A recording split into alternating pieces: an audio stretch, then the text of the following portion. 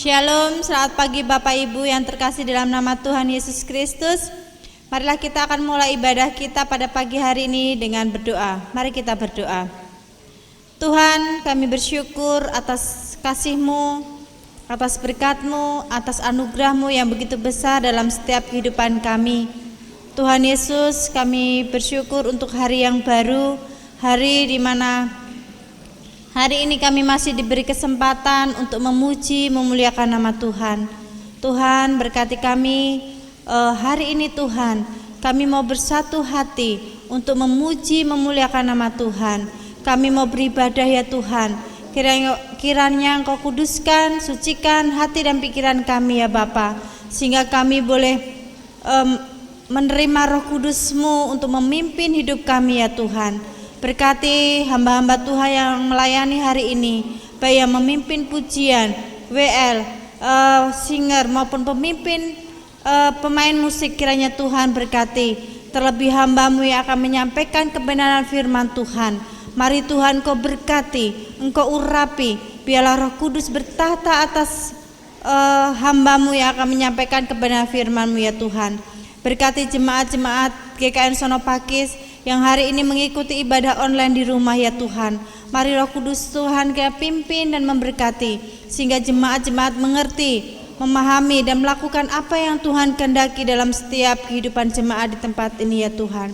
Terima kasih Tuhan, kami menyerahkan ibadah kami pada pagi hari ini dari awal, pertengahan hingga akhirnya hanya ke dalam tangan kuasa Tuhan. Di dalam nama Tuhan Yesus yang percaya katakan amin.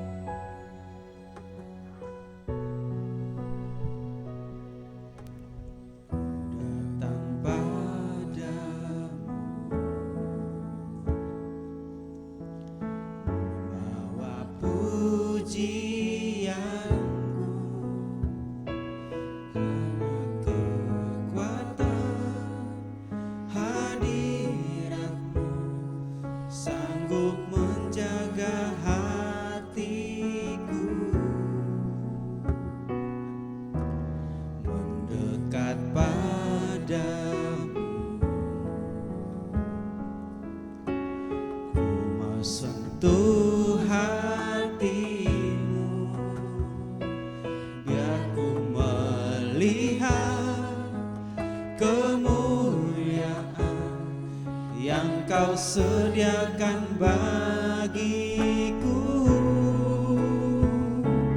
bagimu pujian, hormat, kemuliaan, Kaulah kebanggaan di dalam hidupku.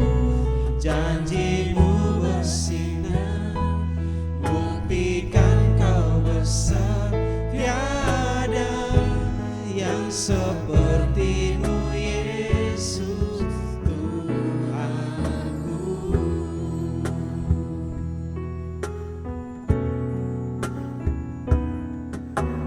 Ku datang padamu, ku mensentuh hatimu, hanya kekuatan hadirat-Mu sanggup menjaga hatiku. Mendekat padamu, mensentuh hatimu, biar ku melihat kemuliaan yang Kau sediakan bagiku.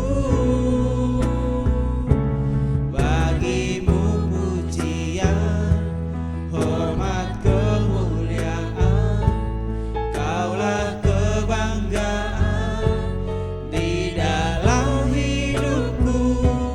Janjimu bersinar, buktikan Kau besar, tiada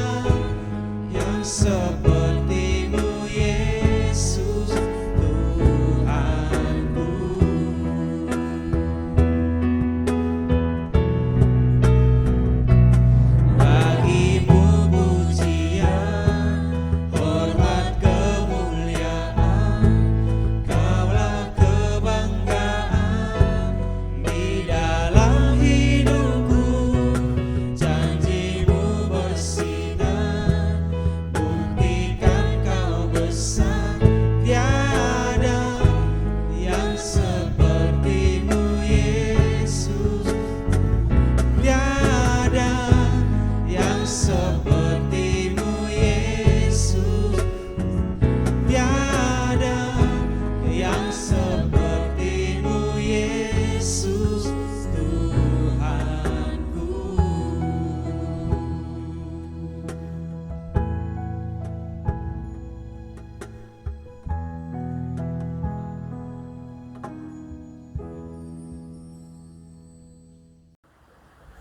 Shalom, saya berharap jemaat diberkati oleh Tuhan dan sehat selalu. Dan saat ini kita akan belajar firman Tuhan. Terlebih dahulu sebelum kita mendengar belajar firman Tuhan, mari kita minta hikmat dan pertolongan Tuhan. Mari kita berdoa. Tuhan, kami bersyukur karena kebaikan-Mu dalam hidup kami Tuhan. Penyertaan Tuhan, anugerah Tuhan, berkat-berkat Tuhan yang Tuhan berikan bagi kami yang sungguh kami rasakan sepanjang minggu ini Tuhan. Dan saat ini kami akan belajar firman-Mu. Tolong kami untuk mengerti, memahami firman-Mu Tuhan. Biarlah Engkau berikan kami hikmat dan kebijaksanaan. Bahkan hamba-Mu yang akan menyampaikan firman-Mu dengan kerendahan hati. Biarlah Tuhan memakai lidah bibir hamba-Mu dengan kekurangan hamba-Mu ini agar bisa menyampaikan firman-Mu dan kami bisa mempraktikkannya di dalam kehidupan kami sehari-hari. Terima kasih Tuhan, kami serahkan waktu ini ke dalam tangan-Mu Tuhan. Jadilah sesuai kehendak-Mu, bukan kehendak kami. Dalam nama Tuhan Yesus. Amin. Shalom saudara-saudara, bersyukur karena kebaikan Tuhan dalam hidup kita. Kita masih sehat dan kuat. Dan pada bulan ini, kita akan memasuki di mana kita merayakan ulang tahun negara kita. Itu bangsa negara Indonesia yang genap ke 75, di mana kita merdeka. Ya, merdeka Indonesia adalah harga mati ya buat kita, dan kita bersyukur dengan kemerdekaan ini kita lepas dari penjajahan. Saudara-saudara dikasih dalam Tuhan, dalam kehidupan kita sebagai orang yang percaya, kita juga mengalami kemerdekaan yang luar biasa di dalam Tuhan.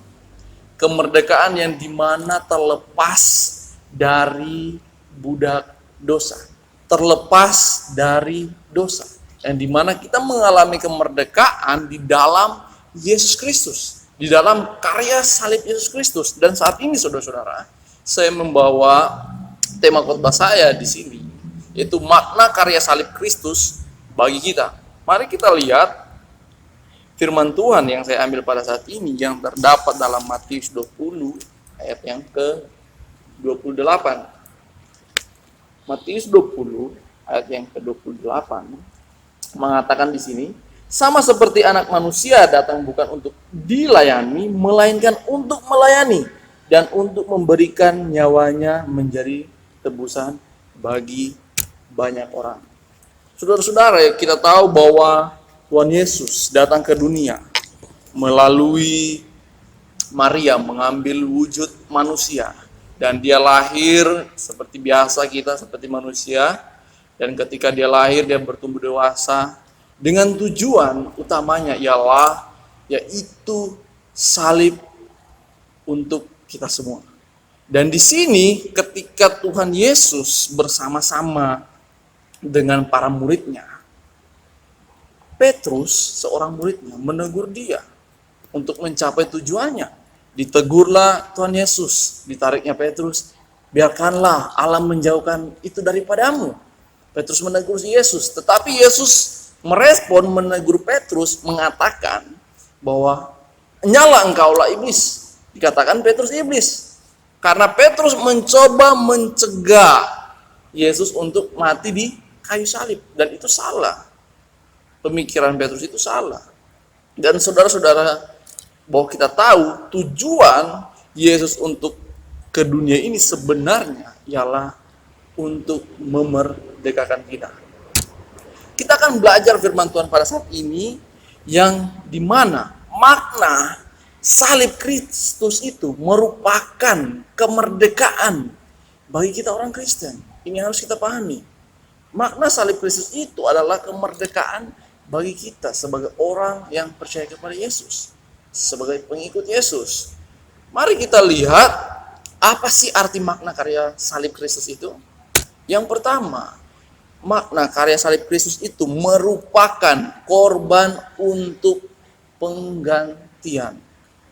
Penggantian yang dimaksudkan di sini Yesus Kristus yang menderita, mati di kayu salib, yaitu untuk menggantikan kita. Kenapa menggantikan kita? Karena kita adalah orang berdosa, orang yang harus dihukum, dan disitulah Yesus menggantikan kita. Penggantian ini, korban penggantian ini, dengan tujuan agar kita bisa dibebaskan dari hukuman ilahi. Karena kita tahu konsepnya adalah bahwa setiap orang yang berdosa harus masuk neraka atau maut dan harus dihukum. Dan disinilah proses penggantiannya, korban penggantian, yaitu Yesus. Yesuslah yang menggantikan kita. Yesuslah yang mati di kayu salib, yang seharusnya kita yang dihukum atau yang seharusnya kita yang menderita. Tapi Yesus menggantikan kita. Mari kita lihat di ayat yang tadi mengatakan dalam Matius 20 ayat 28. Mengatakan tadi, sama seperti anak manusia datang bukan untuk dilayani, melainkan untuk melayani dan untuk memberikan nyawanya menjadi tebusan bagi banyak orang. Berarti pelayanan Yesus yang sesungguhnya, tujuan Yesus datang ke dunia berinkarnasi jadi manusia, pelayanannya ialah memberikan nyawanya menjadi tebusan. Itu tujuan pelayanan Yesus yang utama. Menggantikan kita. Memberikan nyawanya hanya untuk kita. Dan kita lihat di sini lebih dalam lagi, di ayat yang ke-28 ada kata bagi. Kalau dalam frase bagi banyak orang itu berasal dari kata Yunani anti, yang berarti sebagai ganti. Kata anti mengandung ide bahwa Kristus mati di tempat kita orang berdosa sebagai pengganti orang berdosa. Jadi bahasa asli ini menekankan, kata anti ini menekankan kepada bahwa kita manusia orang berdosa itu seharusnya posisi kita yang mati di tempat yang seharusnya itu digantikan oleh Yesus Kristus, digantikan oleh Tuhan. Seharusnya kita yang mati, posisi kita yang mati itu orang berdosa yang harus dihukum, tapi Yesus menggantikan itu semua. Kita nggak lagi di situ. Tapi kita dipindahkan, Yesus yang menggantikan kita. Ya, makanya dikatakan di sini ide dari kata anti bahwa Kristus mati di tempat kita orang berdosa. Jadi seharusnya tempat kita, tapi Kristuslah yang menggantikan kita di tempat kita itu. Dan Kristus sendiri lah yang menanggung dosa-dosa kita, menerima hukuman, menerima penderitaan. Itulah namanya korban penggantian. Mari kita juga bisa lihat di dalam Yesaya 53 ayat 6.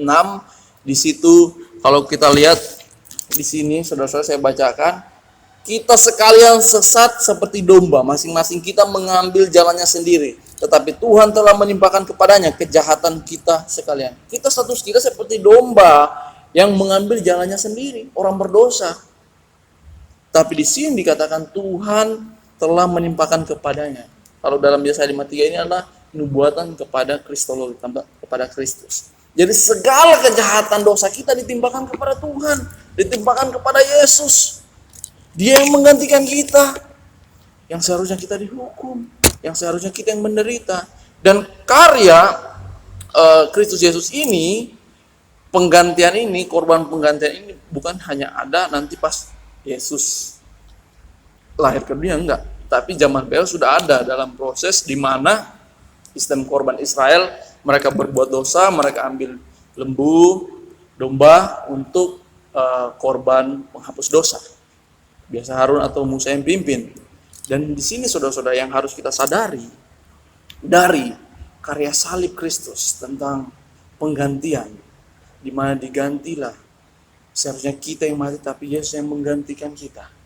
Hasilnya kita terlepas dari hukuman akibat dosa kita, terlepas dari hukuman Allah, hukuman ilahi. Dan kita harus sadari karena Yesus telah rela menjadi pengganti kita yang menanggung hukuman atas dosa-dosa kita. Kita harus terus datang kepada Tuhan. Kita harus terus bersandar kepada Tuhan, mengucap syukur kepada Tuhan. Hargailah kemerdekaan yang Tuhan sudah berikan dalam hidup kita, yang dimana seharusnya kita dihukum, tetapi Tuhan menggantikan kita. Tuhan yang menerima penderitaan. Kita harus bersyukur. Kalau kita sadari ini, kita punya konsep pemikiran yang benar, yang sesuai dengan firman Tuhan, kita akan menerima bahwa benar-benar merasa bersyukur. Wah, saya sebagai orang yang beruntung, yang luar biasa, di mana Tuhan menembus saya, menggantikan saya, yang seharusnya saya dihukum. Dan yang kedua, makna dari karya salib Kristus di sini adalah korban untuk penebusan. Penebusan di sini artinya pembebasan sesudah melakukan pembayaran. Berarti dengan kematian Yesus di kayu salib, kita dibayar, dibeli, dan mengalami pembebasan dari budak dosa. Kita adalah manusia yang berdosa, budak dosa, tetapi kita dibeli, dibebaskan, dibayar dengan kematian Tuhan Yesus di kayu salib, dengan karya salibnya. Karena pembebasan itu menuntut harga yang harus dibayar. Enggak gratis, ada yang harus dibayar. Enggak gratis. Mari kita lihat dalam 1 Korintus 6 ayat 20 dikatakan di sini, sebab kamu telah dibeli dan harganya telah lunas dibayar. Kita telah dibeli dengan harga yang lunas dibayar. Tapi syaratnya percaya kepada Yesus Kristus. Tapi di sini saudara-saudara, kita ditebus. Penebusannya luar biasa, saudara-saudara. Dibayar loh, bukan main-main loh. Dibayar pakai apa? Dibeli pakai apa? Ini bukan pakai uang atau emas dan sebagainya. Tetapi dibeli di sini dengan darah Kristus. Dibeli dengan darah. Bukan hanya pakai uang, enggak. Tapi dengan darah. Saudara-saudara, contoh ya. Kalau saudara-saudara ada orang yang berdosa, contoh, atau ada seseorang pembunuhan, dia membunuh seseorang, masuk penjara, dan saudara datang mau membela dia dengan memberi hidup saudara kepada untuk dihukum dan dia dibebaskan, mau nggak? Pasti nggak mau, pasti nggak terima. Oh, kamu kok yang bersalah, bukan aku. Tapi posisi di sini kita lihat Tuhan seperti itu. Kita yang salah, kita pelakunya, tapi Tuhan datang memberi diri untuk menebus, membebaskan kita, membayar semua kesalahan kita dengan hidupnya, dengan darahnya yang mahal, bahkan mati di kayu salib. Ini sesuatu yang luar biasa, saudara-saudara. Tidak pernah kita ketemukan orang seperti ini yang mau membayar kita dengan darah yang sangat mahal. Dan kita bisa lihat juga di sini penjelasan dari 1 Petrus 18. 1 Petrus pasal 1 ayat 18. 1 Petrus pasal 1 ayat 18 dan 19. Sebab kamu tahu bahwa kamu telah ditebus dari caramu yang sia-sia, yang kamu warisi dari nenek moyangmu, itu bukan dengan barang yang fana, bukan pula dengan emas dan perak. Bukan barang yang fana, bukan pula dengan emas dan perak, melainkan dengan darah yang mahal, yaitu darah Kristus Yesus, yang sama seperti darah anak domba yang tak bernoda dan tak bercacat. Darah yang mahal, darah yang tidak ada dosa, tidak bercacat, karena Tuhan adalah sempurna, Tuhan Yesus. Ini kita ditebus dari hidup kita yang sia-sia, hidup kita yang tidak berguna, hidup kita yang tidak ada baiknya di hadapan Allah, tidak apa-apanya. Kita ditebus dengan hidup kita yang sia-sia ini. Kita harus siap meninggalkan, karena kita sudah ditebus dengan darah yang mahal, dengan cara hidup kita yang sia-sia, yang tidak berguna.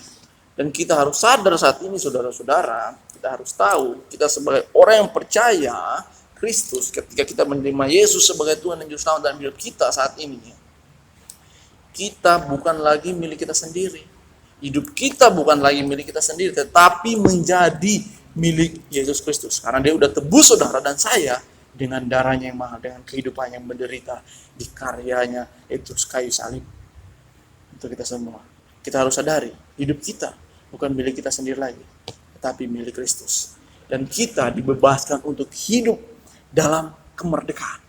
Kita merdeka karena kita sudah ditebus, lepas dari perbudakan dosa.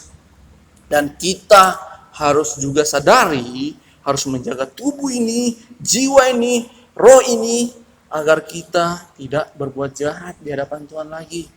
Bahkan di dalam tadi katakan 1 1 Korintus 6 ayat 20 bagian terakhir. Karena itu muliakanlah Allah dengan tubuhmu. Ketika kita sadar kita sudah ditebus oleh Tuhan dengan darah yang mahal, kita harus memuliakan Tuhan dengan tubuh kita. Datang kepada Tuhan, melayani, memberikan yang terbaik. Hidup sesuai dengan firman Tuhan. Jangan kita pakai tubuh ini tidak sesuai dengan firman Tuhan. Kita harus pakai tubuh ini berguna di hadapan Tuhan. Karena kita sudah ditebus dengan darahnya. Dan poin yang ketiga, karya salib Kristus Yesus merupakan korban untuk pemuasan. Pemuasan yang diartikan di sini dengan kematian Yesus Kristus, pemuasan tuntutan keadilan dan kesucian Allah atas kejahatan kita sebagai manusia yang dilakukan sehingga murka Allah menjadi reda. Maksudnya di sini adalah dengan kematian Tuhan Yesus, Allah puas, Allah mendapat kepuasan dan menjadi reda amarahnya, murkanya. Karena tuntutan Allah kepada manusia sebenarnya itu keadaan kesucian. Manusia itu tidak bisa mencapai tuntutan Allah tersebut. Kita manusia tidak bisa sampai kepada tuntutan Allah tersebut tentang keadilan dan kesucian yang Allah inginkan, standar Allah dalam hidup kita. Nggak bisa. Dan yang bisa memenuhi semua tuntutan itu adalah melalui Yesus Kristus, karya salibnya. Makanya Allah puas ketika Yesus Kristus yang menggantikan kita, karena dialah yang sanggup memenuhi tuntutan Allah, hidup kudus, hidup suci, dan keadilan. Hanya dalam Yesus. Jadi di dalam darah Kristus ada jalan pendamaian. Artinya di sini, ini lebih jelas lagi, murka Allah ditimpakan di atas tubuhnya. Jadi semua murka Allah ditimpakan ke tubuh Yesus Kristus. Bukan ke kita lagi, tapi ke Yesus Kristus. Nah, jadi murka Allah sekarang itu, kalau kita sudah percaya Yesus Kristus, sudah enggak kita. Itu kan sudah ditempahkan, ditebus di Yesus Kristus di kayu salib. Jadi setiap orang yang percaya kepada Yesus Kristus, dia sudah tidak ada di bawah murka Allah. Udah enggak. 1 Yohanes 2 ayat 1 dan sampai 2 katakan, anak-anakku, hal-hal ini kutuliskan kepada kamu supaya kamu jangan berbuat dosa. Namun jika seorang berbuat dosa, kita mempunyai seorang pengantara pada Bapa, yaitu Yesus Kristus yang adil. Dan ia adalah pendamai untuk segala dosa kita, dan bukan untuk dosa kita saja, tapi juga untuk dosa seluruh dunia. Jadi untuk sampai kepada Allah Bapa, kita punya perantara, yaitu Yesus Kristus. Dan Yesus Kristus inilah yang membuat kita damai dengan Bapa, yang membuat Bapa itu puas. Dia merasa puas. Tuntutannya udah bukan ke kita, tapi Yesus yang menggantikannya. Dan murkanya itu bukan ke kita lagi, tapi sudah di cover oleh Tuhan Yesus. Jadi saudara-saudara, murka Allah karena dosa yang telah kita lakukan menjadi reda karena tercurah di dalam tubuh Kristus di kayu salib, sehingga kita tidak lagi hidup di bawah murkanya. Tuntutan keadilan dan kesucian Allah karena dosa kita telah terpenuhi. Itu telah terpenuhi di dalam Yesus Kristus. Dan poin yang keempat, saudara-saudara, makna karya salib Kristus merupakan korban untuk pendamaian. Pendamaian di sini yang diartikan ialah suatu perubahan hubungan dari musuh menjadi harmonis atau damai. Jadi awalnya kita musuh, sekarang jadi harmonis dan damai, jadi sahabat, jadi teman. Dulu kita musuh, dan inilah terjadi dalam hidup kita dengan Allah. Yang awalnya kita adalah musuh dengan Allah, hidup kita tidak sesuai dengan kehendak Allah, kita sekarang berdamai dengan Allah melalui karya salib Kristus Yesus. Kita lihat dalam Kolose 1 ayat 21. Jika kamu dahulu hidup jauh dari Allah dan yang memusuhinya dalam hati dan pikiran seperti yang nyata dari perbuatanmu yang jahat, Jadi kita ini dulu udah bermusuhan dengan Allah pas Adam dan Hawa itu ya. Dari perbuatan pikiran kita, hati kita yang jahat. Sekarang diperdamaikannya di dalam tubuh jasmani Kristus oleh kematiannya. Untuk menempatkan kamu kudus dan tak bercela dan tak bercacat di hadapannya. Wow, luar biasa ya. Jadi melalui Tuhan Yesus Kristus, kita diperdamaikan dengan Allah dan kita dikuduskan supaya kamu kudus dan dikatakan sih dan tak bercela dan tak bercacat di hadapannya. Tidak sampai di situ aja, saudara-saudara. Di dalam Roma 5 ayat 10 mengatakan sebab jikalau kita ketika masih seteru diperdamaikan dengan Allah oleh karena kematian anaknya, lebih-lebih kita yang sekarang telah diperdamaikan pasti akan diselamatkan oleh hidupnya. Jadi bukan hanya dikuduskan, bukan hanya menjadi sahabat Allah, bukan hanya diperdamaikan, bukan hanya menjadi anak-anak Allah, tetapi kita mendapat keadaan damai yang dimana yaitu keselamatan. Yang ayat Roma 5 ayat 10 tadi katakan, yang bagian terakhir, yang sekarang kita telah diperdamaikan pasti akan diselamatkan oleh hidupnya. Ada kata pasti, ada jaminan ya. Kalau sudah pasti berarti itu udah nggak ada salah lagi, bukan kata mungkin, tapi ini pasti. Kita dapat bonus bagian terakhir itu hidup kekal, diselamatkan, masuk surga. Ini asalkan kita percaya kepada Yesus Kristus. Saudara-saudara, kita harus sadari dalam kehidupan kita saat ini. Kita, orang yang percaya kepada Yesus Kristus, sudah dimerdekakan di dalam Yesus Kristus. Kita sudah yang pertama tadi, sudah digantikan, dan yang kedua, kita sudah ditebus olehnya, dan yang ketiga, kita sudah tidak di bawah murka Allah lagi, sudah ada pemuasan, Allah puas di dalam Yesus Kristus dengan karya salibnya, dan yang terakhir, bahwa kita diperdamaikan dengan Allah. Saudara-saudara, tujuan Yesus Kristus datang ke dunia, mengambil wujud manusia, untuk menjadi korban di kayu salib untuk saya dan saudara. Itu adalah suatu hal yang tidak bisa kita abaikan, tidak bisa kita lupakan, karena itu adalah di mana kita mengalami kemerdekaan bersama-sama dengan Tuhan. Jika kita seorang yang mempercayakan hidup kita dalam Yesus Kristus, Kristus Yesus telah menggantikan dirinya untuk dihukum dalam menanggung dosa-dosa kita, sehingga tidak ada akan lagi hukuman bagi kita.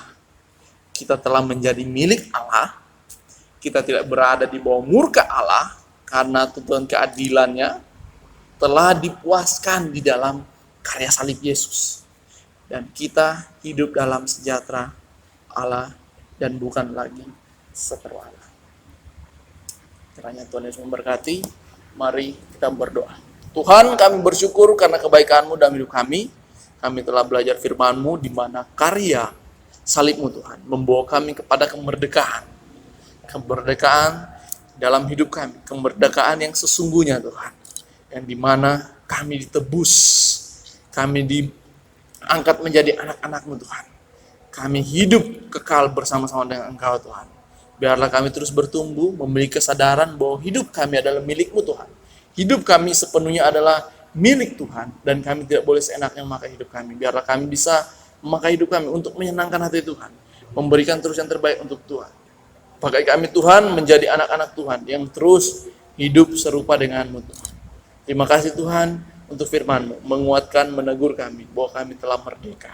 Dan kami tidak boleh lagi minder, kami tidak boleh lagi takut, karena kami sudah memperoleh Yesus Kristus dalam hidup kami. Terima kasih Tuhan Yesus. Ini doa syukur kami dalam nama Tuhan Yesus. Amin.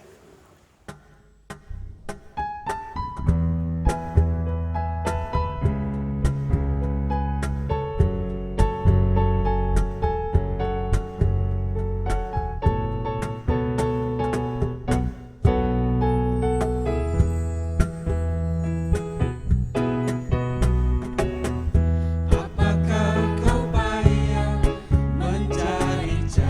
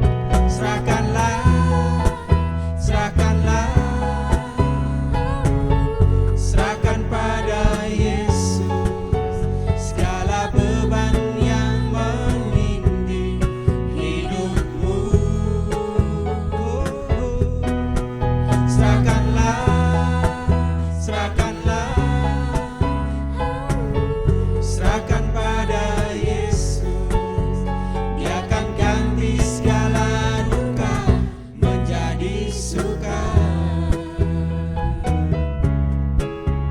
Ia akan ganti segala duka menjadi suka.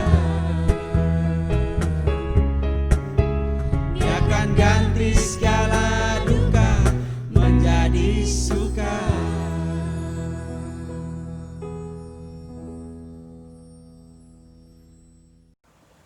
Saudara-saudara dikasih dalam Tuhan, kita akan menutup ibadah kita pada saat ini. Mari kita berdoa. Tuhan, terima kasih untuk kebaikan-Mu dalam hidup kami. Terima kasih untuk kasih karunia, karya salib-Mu dalam hidup kami. Terima kasih untuk firman-Mu, biarkan menguatkan kami. Dan saat ini Tuhan, biarlah Tuhan memberkati kami. Damai sejahtera Allah akan menyertai kami.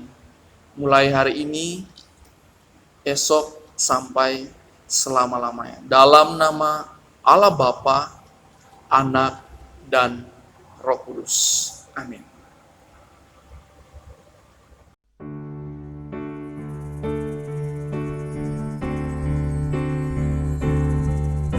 Sebab Tuhan melindungi, Tuhan menyinari dengan wajah-Nya, memberi kasih karunia, damai sejahtera. Tuhan Yesus berkati. Sebab Tuhan melindungi, Tuhan menyinari dengan wajah-Nya, memberi kasih karunia, damai sejahtera. Tuhan Yesus berkati. Memberi kasih karunia, damai sejahtera. Tuhan Yesus berkati. Memberi kasih karunia, damai sejahtera. Tuhan Yesus berkati.